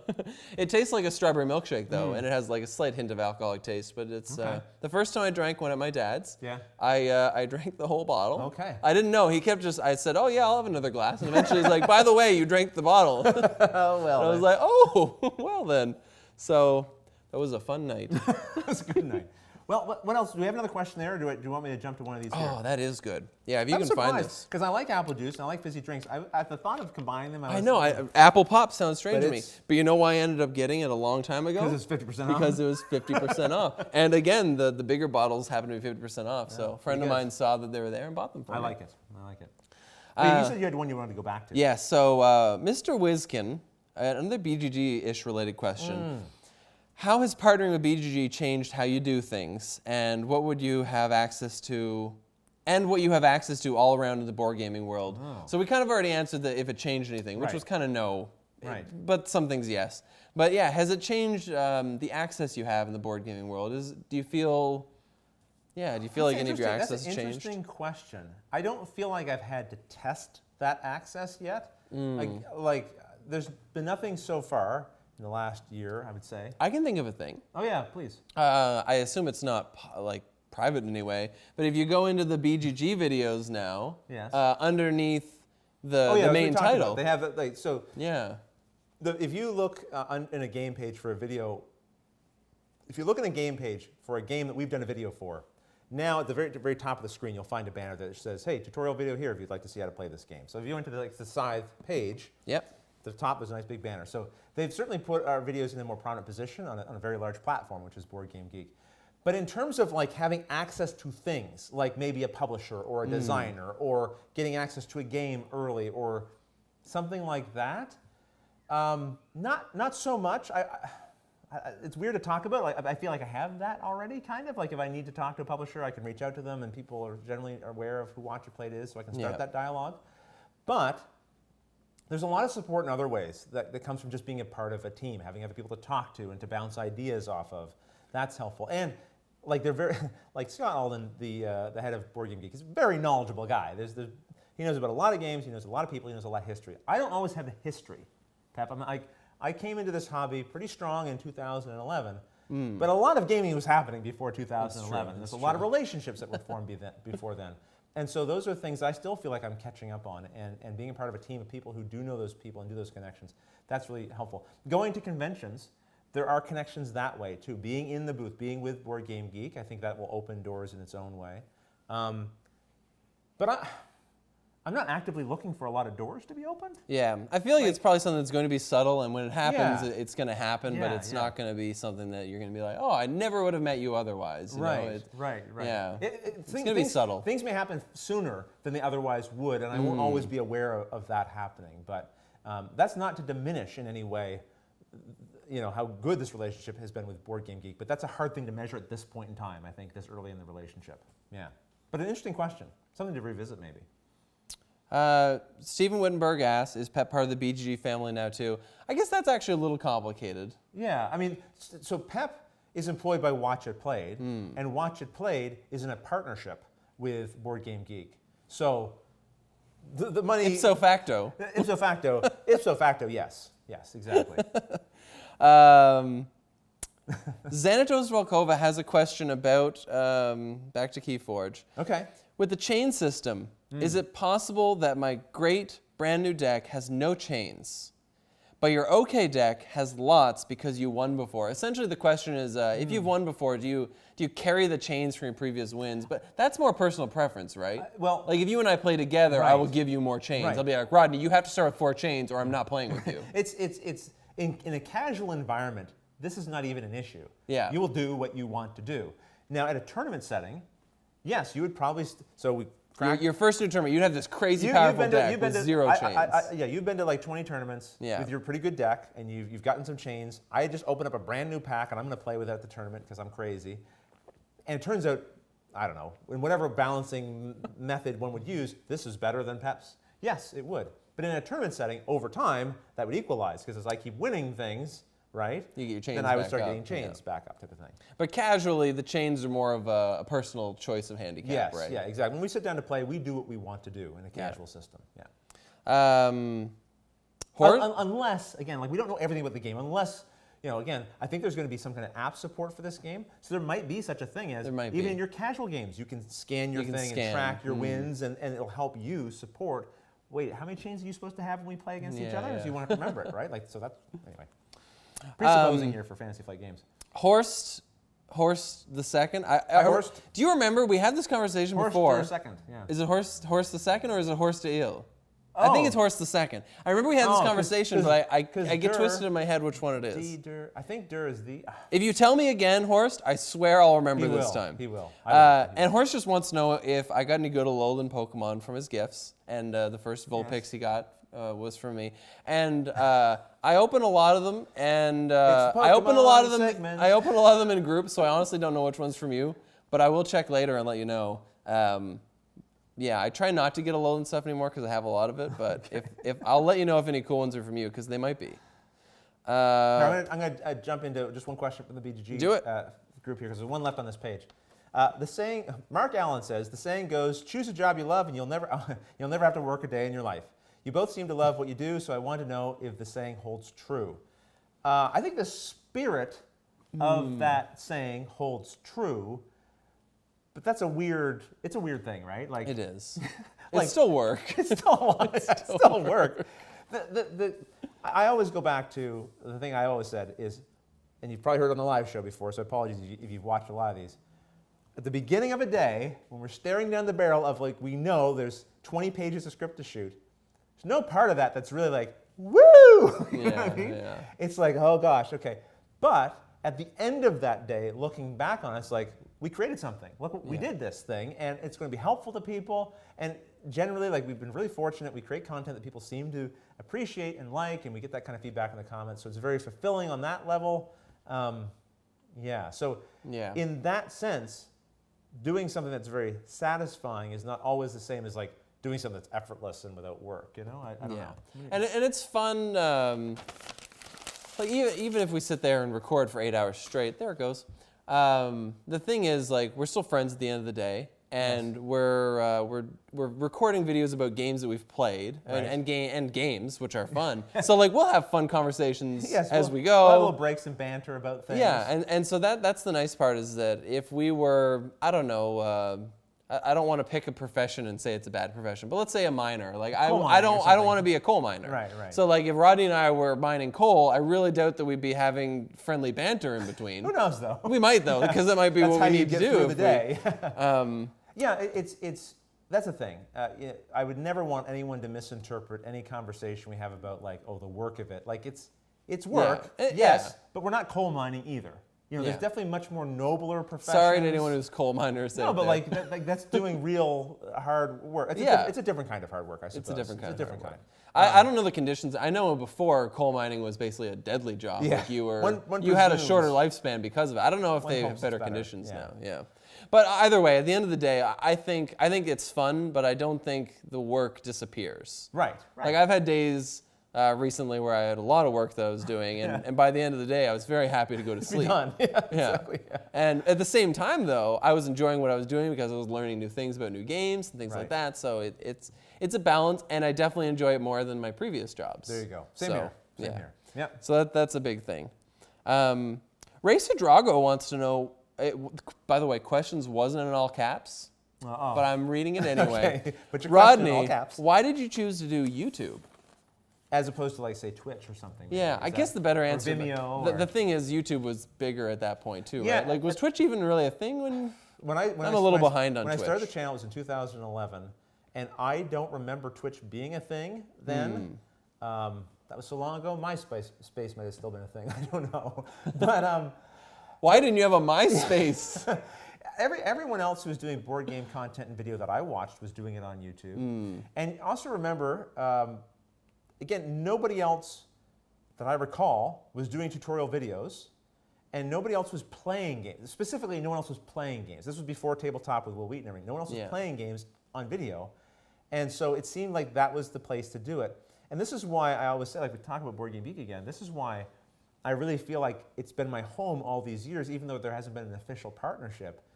Because those videos I was posting would have been a needle in a haystack in the landscape of YouTube. But because I had somewhere like BoardGameGeek to go and then share those videos, gamers found the content, right? So I immediately had people who were wanting to see games being played and interact with us, and it really just sort of took off from there. So we've talked recently about doing some more things on Twitch and exploring that as a possible thing. Yeah, twitching. It's twitching. And also like, well, should we do stuff on YouTube still? Like if we do a live playthrough, should we put it on YouTube where the majority of our viewers are? Yeah. Or should we go over to Twitch and build a platform over there? I don't know. Maybe we'll experiment a little bit with it.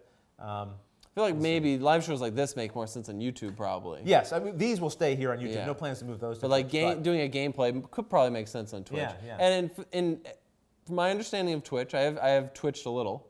Watching Twitch, I haven't twitched. My understanding is that it's free. Yes. So like if we have something, you can go and watch it on Twitch. And it's free. You don't have to like download programs or anything. You can just watch it on your browser. So anyone the thing is getting the word out. It's like sometimes you create content, you want as many people who would want to see it be able to see it. Can we get the word out just as easily on Twitch as we can here? Maybe not. But I think there's also something to be said for trying to grow the hobby in our own way. And so there might be people out there on Twitch who would enjoy watching board game content who might find out about board games through us doing something. So we stand to potentially find new viewers to the show. There's a fruit fly in here. I know, I was going to go for him. that apple drink. It attracted him. So interesting question, but that's it. And I looked at Vimeo, but it seemed like, again, YouTube was the platform everyone was going to. So makes sense. Dutch Yoda. Little picture of Yoda there too. I presume he's Dutch. I presume. Yeah. Will you be at Essenspiel as part of BGG, or do you have your own agenda? I like the word agenda. I will be at BGG. I will be at Essenspiel with BoardGameGeek. I'll be there the entire time with them. There are some conventions like a TokenCon that I talked about where I'm just going on my own.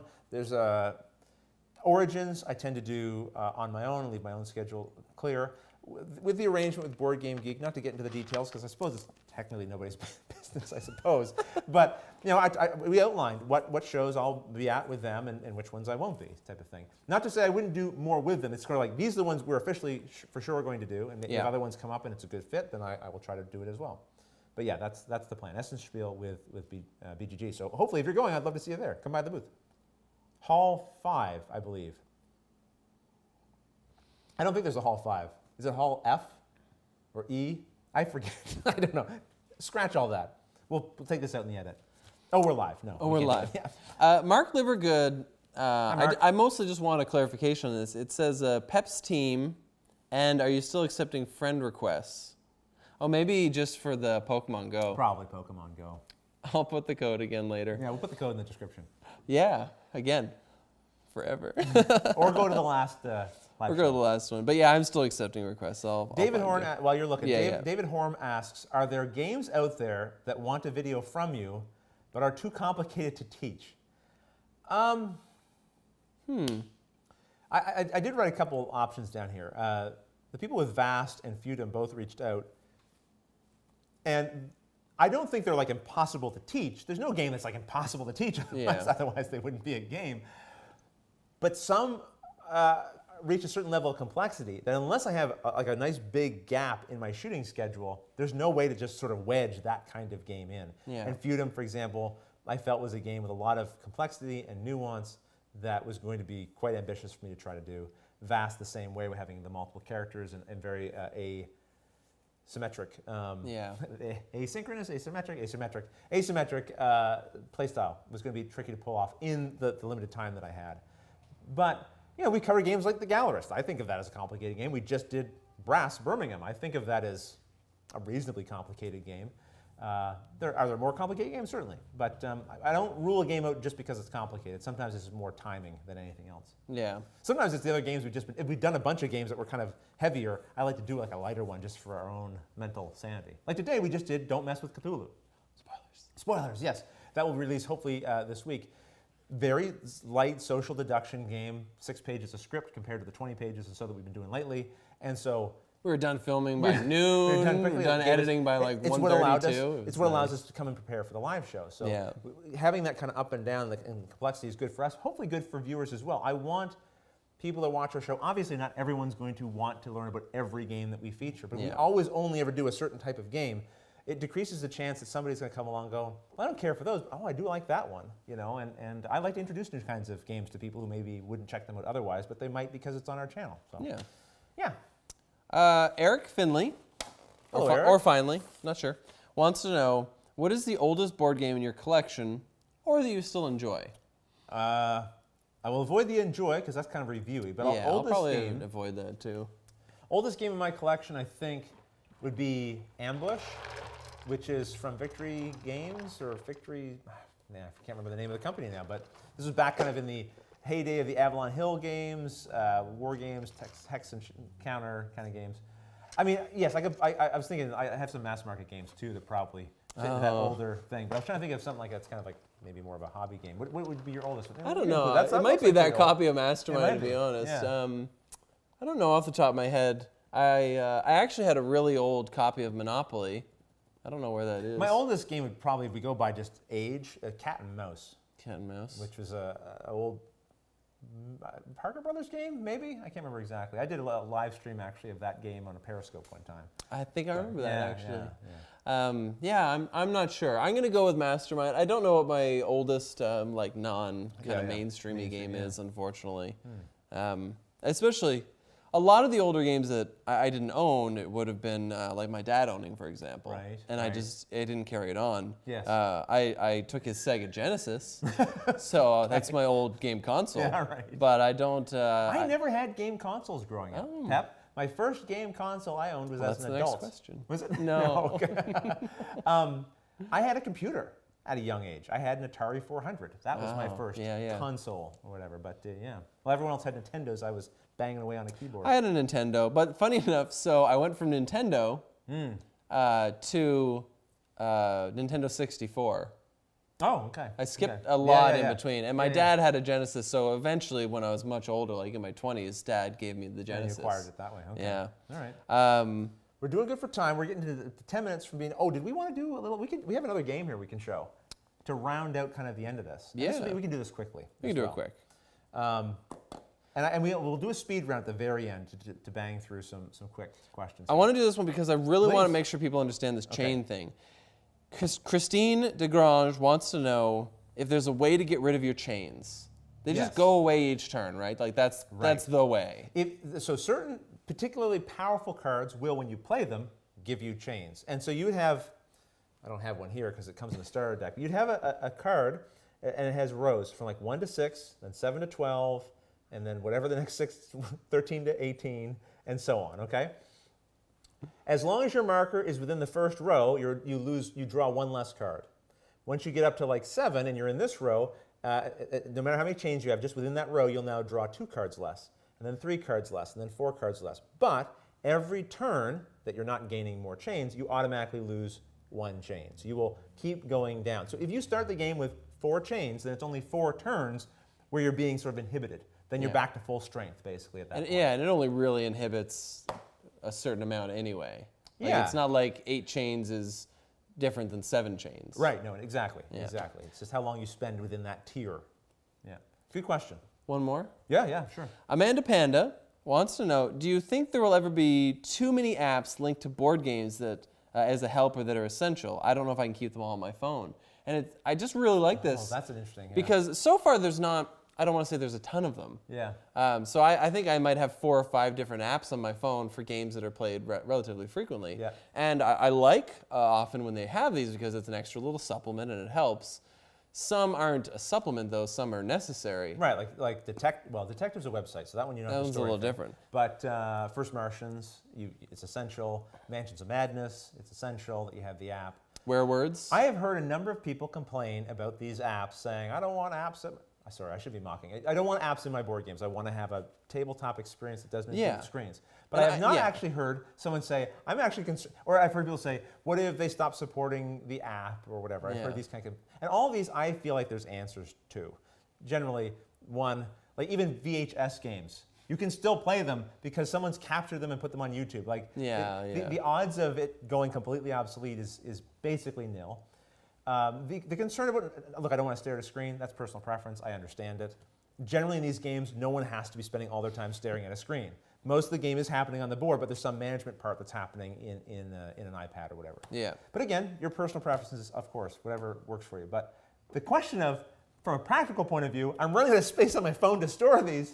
That's interesting. Yeah, because I mean, you can buy more shelves. You might be reluctant to do so, but you can buy more shelves. But like, yes, you can buy more storage on your phone, but it's not necessarily about storage. It's also, if I have to scroll through 4 different pages on my phone for all the game apps. An iPhone or iOS, you can't buy more storage, so you're limited to it. And so that might be the first complaint I really go like, oh, I can't kind of really see that. And I mean, generally, I'd say only a few games really come out each year that you probably need apps on your phone for that you're going to end up playing together. But like, just imagine, let's just say, for example, that every game that came out at Gen Con this year, all of them required an app. Wow. Sure, that'd be a lot. Wow, you come home with 12 games, 12 games from Gen Con, and you have 12 apps that you have to keep on your phone. The nice thing is, most of the games that I've seen with an app don't have persistent data. Yeah, so you can delete it. You can delete it, you can reinstall it, and generally if you have high-speed internet, you're talking like a 5-minute wait. So I think it's not really an issue, but it's an interesting point of view. I hadn't really thought of it from that perspective. No, that's why I wanted to read that one before we started. I thought that was a really interesting. All right, one more game. Not that other questions aren't interesting. No. All of them. And we'll come back. We're going to answer more questions. We'll do a speed round at the end here, but we're just going to do a quick round of time. Have you heard of Timeline? This is a game that we actually featured on the channel, and we'll quickly teach it here because it's very fast. But I found this one. It's Timeline Canada. Other versions of Timeline as well. Not everyone loves the tin, and I'm one of those people. I don't love the tins. I don't know, so I really don't know how to feel about a circular tin. Because again, for me, it's like stacking these things. Well, the nice part is that this would fit inside of here. It would fit inside. That's right. You put tins in your tins. All right, so let's go to the table here. And can I go to the table here? Yes, I can. Oh, the table's got nothing on it, but it will very shortly. As soon as I open up this tin. Also, apparently, it was this shot that had the audio that was a little. Really? Oh, you know what? I think I see it. Or I see something. No, I don't know. It should be okay here. Yeah, I don't know. It'd be different. We'll investigate. We will. I'll keep it close. So in Timeline, what you do is you have a deck of cards. We shuffle these up. We flip the first one over. All of these cards will on one side say something like the discovery of Canada, and then that's 1534. You flip it. It's 1534. When you flip it over, it'll have a date on it. So 1534. Well, now we're each going to be dealt 4 cards here from the deck, which you can't see, which I have now got here. We cannot look at the other side of it. We have to keep them to ourselves. Someone mentioned a great point that this looks a lot like a hockey puck.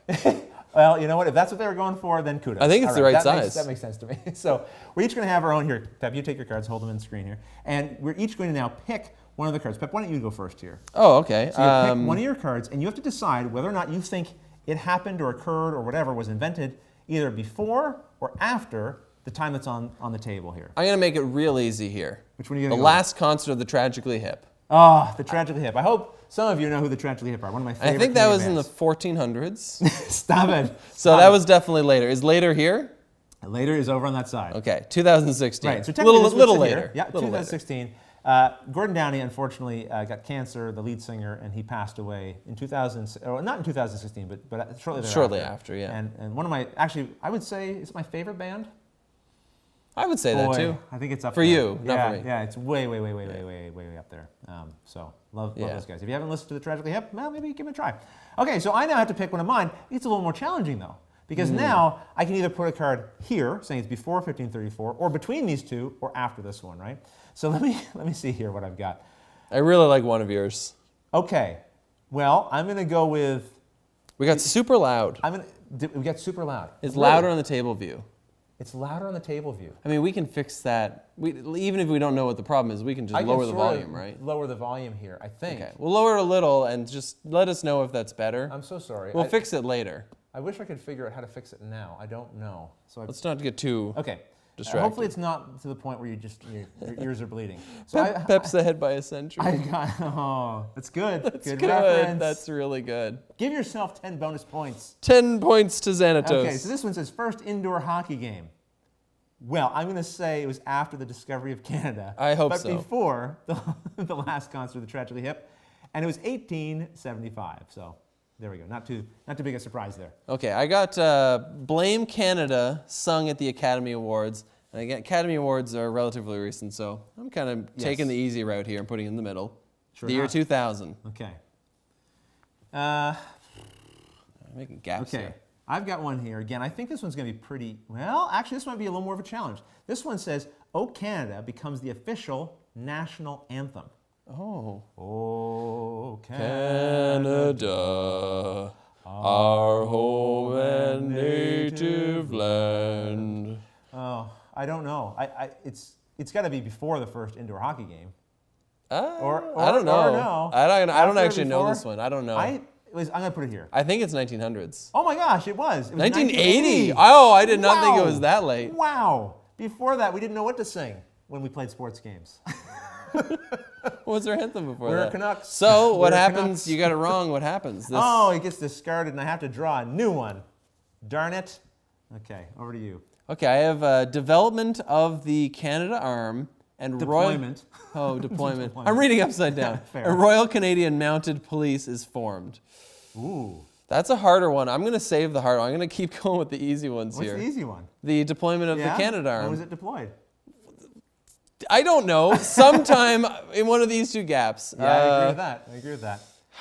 So the Canada Arm on the shuttle, it's the big extending arm. Oh, you're helping me. That comes out. That doesn't really tell you too much, but it's. I'm going to say after 2000. Oh, I think you're wrong. Flip it. 1981. 81? I'm sorry. First of all, we came up with our anthem, and then we deployed the Canada Arm. So draw yourself a new one. Okay, so I just picked up Halifax explosion. I used to live in Halifax, so the Halifax explosion was a big deal. You weren't there for that, though. I wasn't. There was a big naval ship. It was filled with ammunition, and it caught on fire and blew up and just flattened the city. It was really devastating. I'm going to go with an easy one. I'm going to go with the Halifax explosion, and I'm going to put it right here because I know it's right. 1917, Halifax explosion. I got what I think are a relatively easy one, too. The Toronto Blue Jays are formed. The reason I say that is because there's a picture of the ticket here, and I think it doesn't have a date on it. Okay. Good try. Sometimes the artwork will give you a bit of a clue. So when do I think the Toronto Blue Jays were formed? Before 2000, but not as early as 1917. That's where I'm going. So. All right, and? 1977. Very nice, okay. Perfect. So make sure these don't go off the screen. Yeah. Just push them down a little bit too, underneath of our heads here. Okay, so I've got two left.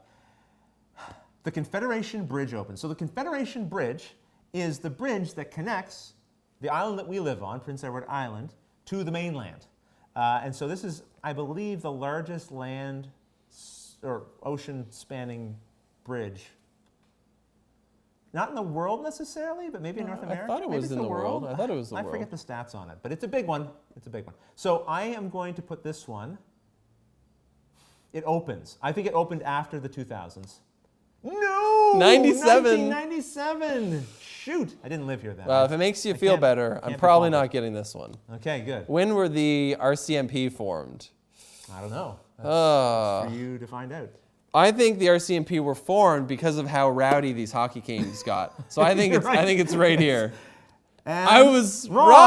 You're I was wrong. I was so close. The Halifax blew up and then they formed the Mounties. Okay, so you get another one. All right, I've got one here. Oh, here's a point of contention. The first NBA game, which was New York versus Toronto, the first National Basketball Association game. I am going to say it happened after the Halifax explosion, but before the Toronto Blue Jays were formed. I agree. 1946. All right.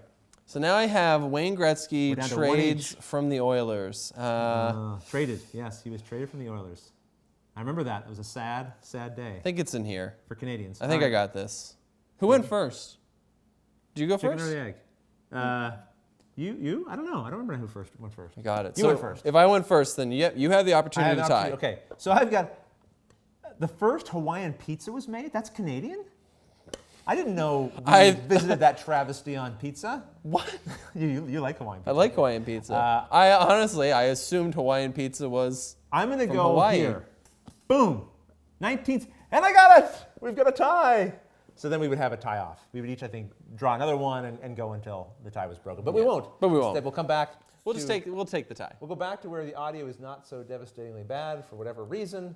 We will have to figure that out later. Again, apologies for that. Oh, people said the sound's good. Okay. Sorry for that. Just when we think we've sort of figured everything out, we find something new to work on. All right, so this is speed round because it has now been 90 minutes, and we'd like to keep these to about an hour and a half. So Oh no. I have a speed round list of questions here from Matt H. So I'll read these, and you can sort of listen and scan. Ready? Sounds good. Just if you have any more questions, feel free to ask. Because This I is the didn't time. find any more. So if I haven't answered them, ask them right We'll do it now. in speed round. So Matt H asks, candy or chocolate? Chocolate. Candy. Okay. Pizza or burger? Pizza burger. Oh, that's good. I'm going to go burger, but you have to pick one of them. I'll pick pizza. Okay. Read a book or watch a movie? Oh, I know what I want to say, but I know what the truth is. I'm going to watch a movie. Let's watch a movie, yeah. Yeah, but I wish I could read more. One long game or multiple short games? Oh, that's a tough one. It's all about the mood and the situation, but I think in gun to the general, head. I'd rather play multiple short games. I'd love to be able to play a long game every once in a while. yeah, I guess. And it gets annoying if it doesn't happen. I think if you put a gun to my head right now, I'd say one long game. But my reality is I do play shorter games. Maybe that's why Yeah. I'm saying I'd prefer a long game. Ketchup or mustard? Ketchup. Ketchup here. 100% ketchup. Ketchup on hamburgers, No, mustard you have on to pick hot one. You have to dogs. pick one for the rest of your life. Mustard. Okay. I'm going to have mustard on my fries from now on, White I or guess. black? Black. White? Black? I don't know. I don't have a preference. Okay. Those are two colors. Well, I have to pick one though. Black, I guess. Okay. Yeah, I think I have more black shirts than I do white shirts. So black. Black is a good color. Blue or red? That's not even on there. I know, but I don't want to ask the colors. Red. Blue. Funny story. Yeah. Red never used to be anything near a favorite color of mine. It was Yeah. always green, and then I would Yes. jump to like black. But when we came on the show, I kind of like took on the red moniker. You did. And since I always pick red pieces in like whatever games I play, regardless of whether or not It's it's for the happened. show. It's So now in your system. it's That's good. become my preferred color. Yeah. Okay. Cat or dog? I think cat. I go dog. I have a cat, but I don't want to own and manage a dog, but I would say dog. Hockey or baseball? Hockey. I find baseball not as exciting. Okay, But we gotta I don't watch either. indoors or I don't baseball, I guess. Indoors or outdoors? Outdoors. But I spend all my time I'd say indoors. outdoors Yeah. too. Yeah. Right or left? Right. Right. Yeah. To be or not to be? That is the question. I want to be. I'd say not to be. Okay. Facile Almeid says, do you have any hobbies other than board games? Not really. Not really. I mean, just a little more exercise now, going running and enjoying that. I don't want to call that a hobby yet because I've been doing it long enough since restarting. But that, TVs, movies, that sort of stuff. Comic books. Yeah. I guess I'd say comic books. Comic books, And yeah. although I would say miniatures games like the painting and assembly, I kind of put that in a slightly different category, even though Kind it's of. similar. But Yeah. I play Pokemon Go. I like geocaching, which funny enough is kind of like Pokemon Go. I just like getting out and doing things. I played tennis the other week. Here's my dream, okay? I would like to find a local theater that was looking for amateur actors. Yeah, I would like to participate in a theater performance. I think we can make that happen. They do have, like in They Charlottetown. have them, and the problem is Charlottetown. Then it's a bit of a drive, and yeah. Where am I fitting that into my day? But Yeah. Amanda Panda. Panda. Spicy or sweet? Sweet. Yeah, I'd say sweet too. Yeah. Oh. Yeah. I think we're getting to the end of it. Xanatos Volkova. This is a great question. I love this. All right. You can't review board games. No. But will you review reviewers? Who has the best reviews for board games? Oh. No, I won't. I won't. And that's not because it's a rule for the show. It's just That's a hard one. that's a tough one. I have a lot of friends who are in the hobby and who create content and honestly, I'm a board game media junkie. I enjoy a lot of content. And the problem is once I start listing it, I'm going to forget somebody that I would want to have in that tier of people that I really enjoy and think are doing great work. And I will say, there's a lot of new people coming onto the scene who haven't been creating content for years and years, but are really, really good and deserve more attention. And I do my best on Twitter to retweet things I see. I try not to turn my Twitter into just a retweet machine of here's everything everyone's doing, but I try to cherry pick some things like, oh, I've tweeted about this person, so I won't tweet about them for a while. But I do have close friends that obviously I do maybe shout out about here and there more often. But there's a lot of great. This is a long answer for no. There's a lot. I'm not going to answer the question, but there's a lot of great content. My problem is the opposite. I can't really answer because I don't consume a lot of content, Right. so I can't really say. I can't say and feel confident that I'm right. Like I couldn't tell you who I think is a really good reviewer because I haven't seen enough to compare. Okay. Sorry. No, cats are cats. Christine DeGrange wants to know Gen Con or Essen. I can't answer this one because I haven't been to Essen, so I'd say Gen Con. Oh, actually, I'll say Essen because I'd love to go to Essen. See, Essen is such a different animal because it's on a different continent and it's a very different experience. Before this year's Gen Con, I would have said Essen Spiel without hesitation. I had such a good Gen Con this year, such good. The Hot Games Room, the BoardGameGeek Hot Games Room, provided me a location to play. At the end of the day, games, there's a huge library of games, lots of people. It was like a mini BGG Con at Gen Con. It was fantastic. So I got more games played at Gen Con this year than any other year. So I think I would still say Spiel because it's new to me. So I'll give you an answer, but I'd say Spiel, but it's very close. I like Kabuki Kid said, do you count meals as a hobby? Sure. Curly fries or cheese fries? I'm going to say curly fries because I haven't had those in a long time. Cheese fries, because everything with cheese is better. That's fair. Up or down? Up. I'm going to say up, yeah. Near or far? Above or below? Near or far? Far. I've been enjoying traveling. Far, lately. yeah. It's good. And when I run, I like to run farther. Car or truck? Car. Car, yeah. I'm not a truck guy. Lots of truck people around here, but. Above or below? Yeah, above or below. Above. I'd say below. Did you? Yeah. I want to go in caves. I like Okay. caves. Are either of you going to Shucks? No, I went last year, had a wonderful time. Would certainly have gone back again. But, it's surprising. Although it's in Canada, it's on the exact opposite side of Canada, and it's very expensive to fly there. Yeah. And time. I have a fair bit of travel. If I hadn't already so many travel things lined up this year, I definitely would have considered. Anyone who has the opportunity to go to Shucks should consider it. It was a really good convention. And I think the guys who run it are doing it. Guys and girls who are running it are doing a great job. Yeah. Sci-fi or fantasy? Fantasy. I think sci-fi for me. It's close hesitation. though. I really like fantasy. And we'll do 2 more questions and then we'll skip. There's only 3, so. Perfect. We'll do 3. Question: when can we expect the Star Wars Rebellion video? Never say never. Yeah. BGG Con fall or BGG Con spring? Man, That's a hard I one, think huh? this is why I am not a reviewer. I am not good at this at all because I see merits in things. I see merits in this thing. I see merits in that thing, and then I have a hard time because it's so situational. Like I wouldn't recommend one over the other to somebody. Yeah. But I've now gone to BGG Spring. I loved it. Again, I just gamed the whole time. What's not to like about that? When I go to BGG Con, I'm going to game the whole time. How do I compare? BGGCon is bigger. It's got more people. So I'll say BGGCon because the spectacle of that is really fun. Wait, but it's BGGCon fall or spring? Fall, sorry. Fall. BGG. I guess the main one is called BGGCon. BGGCon. And it was called BGGCon Spring. Right. I should know that. I'll work on knowing that. I think something but spring you was so touched on casual something. and relaxed too. It was so good. I think something you touched on, and a big reason why I think you don't review, and why I usually try not to now, especially since I'm working with the show. But I don't, and I think you as well. I don't want to speak for you, Sure. but I think you don't want someone to do something because they think that you like it. Right. I don't want any weight given Yeah. to my opinion when I don't know how you weigh things or what you like Yeah. or don't like. And I think as long as I knew that somebody wasn't going to take my opinion as weight of whether or not to do it, if someone just wanted to know, like they want to know, what do you think of KeyForge? If you're asking because you want me to tell you to buy it or not buy it, I'm not going to do that because I tend to have a negative opinion on things that has nothing to do with it overall. I get nitpicky about very certain things. I don't like the word unique, for example. It bothers me.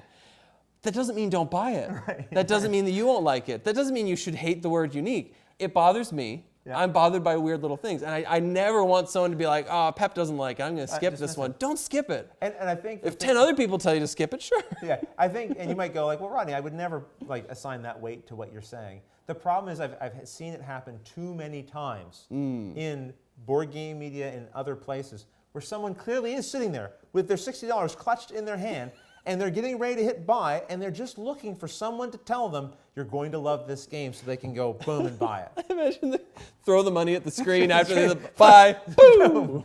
And I have, a couple of times I have let a game slip, and I've talked about it here on the live show before that. I really enjoyed it. Damn it. Damn it. Someone's bought it, and they come to me afterwards like, I don't know why you like this game so much. Like, I would never bought this game. Like, see, I would tell people never to buy Cameron. So there you go. Right, so there you go. They should even each other out. Even things out. And so I don't know. Yeah, Whereas I don't know. if I know somebody, if I see someone in person, I'm much more vocal. Even someone I don't know in person, I find it different. It's blasting across the internet where I do really care about each one of you who are here and taking the time out of your day to carve out time for us. But it's still there's still a lack of intimacy there in my sense of who you are, where you are in the world, that I don't want to be influencing you that way. Yeah. If I show you the game and I just show you the rules and I show you how it works, you make up your own mind about whether you like it or don't. I don't want to be pushing my sort of agenda beyond the games that I'm picking to put in front of you. Yeah, like we'll talk to each other about what we do and don't like because we know what it means to the other person and we know what effect that will have. Yes. Yeah. Taste or hearing? Mm-hmm. This is the third question. This is it. Let's go to a different one. No, it was there was a different one. Pandas or polar bears? All right, pandas or bears. Oh, that's our third question? Pandas or polar bears was the actual third, Polar bears, yeah, definitely. I don't know, pandas. They're cute. Pandas are cute. I know. I feel like a panda's less likely to tear my face off. Oh yeah, definitely. I think. I don't know. Don't get between them and their bamboo. Yeah, I don't know. They seem more cuddly, but I don't know for sure. So we've done it. We've gotten through a bunch of questions, right? Anyone whose question we did not get to, hold on to it. Save it for the next live show. Or keep an eye out in our Board Game Geek Guild for Watch It Played when I announce that we're doing a live show. And then you can write your question in the guild, and we'll put it on a piece of paper, so that way it doesn't get missed at all. And when's the next time they're probably going to see us live, double live? I don't know what that means. It means in person. Oh, live. The next one, I'm actually going to Calgary for an event that Roxley Games is putting on at the end of this month. But I don't think it's really, I don't know what's going on there. So I don't think it's open invitation. I don't believe it. I don't know. So probably not there then. Forget I said that. Scratch it. We'll edit that out. And then Essen. Essen for sure. BGGCon for sure.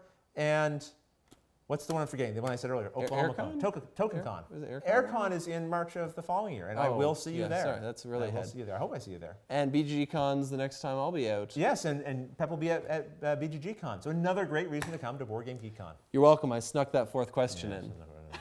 Right. Well, everyone, thanks again for joining us. Thank you for carving time, as I said, out of your day to come spend some time with us live. Or if you're watching this after the fact, we love having you here for that as well. Yeah, we won't answer your questions if you ask them not live. Right. We might. Right. We might go a pencil back through. We might have just you might have gotten lucky and we might have answered it later in the episode. Yeah, we might have. That'd actually be really funny. They'd be like, wow, they're really good. Really good. That's right. They're answering my questions live, and they're not even live anymore. And hopefully you didn't find the whole KeyForge discussion too confusing. I'm sure you'll hear lots more about it in the long run. No question. And we'll try to sort out what was going on when we go to the table shot with the audio. We'll do some tests here afterwards, and we'll try to get that cleaned up for next time. So thanks for bearing with us. Tomorrow. Until the next episode, thanks for watching. Stopping the stream.